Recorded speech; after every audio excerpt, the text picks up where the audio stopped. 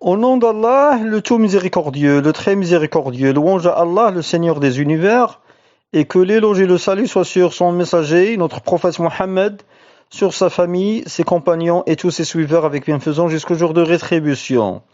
Ceci dit, nous lisons ici la traduction d'une parole extrêmement importante, où l'érudit savant, Cheikh Dr Mohammed Aman Ben Ali Al-Jami, qu'Allah lui fasse miséricorde, clarifie la voie des pieux prédécesseurs par rapport au chapitre des noms et des attributs d'Allah, l'exempt de défaut, le Très-Haut.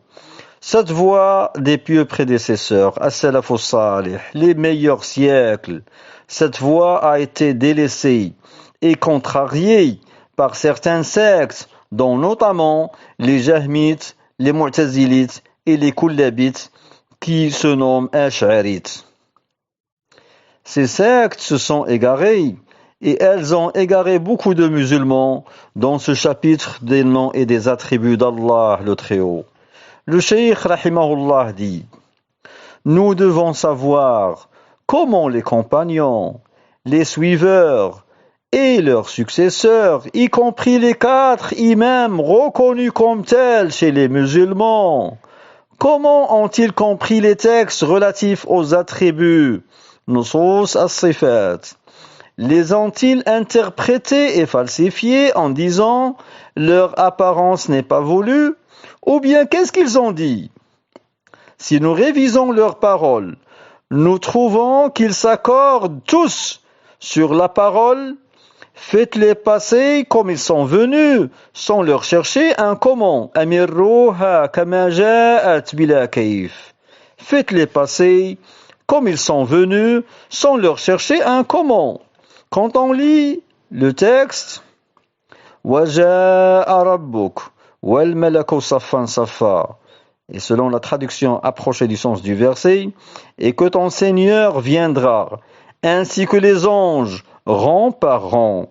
Surat Al-Fajr, l'aube, le verset numéro 22.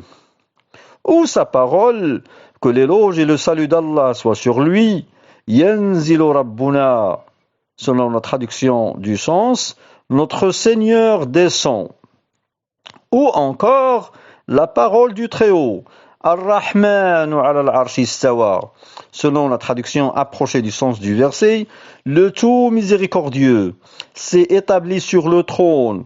Surat Taha, le verset numéro 5.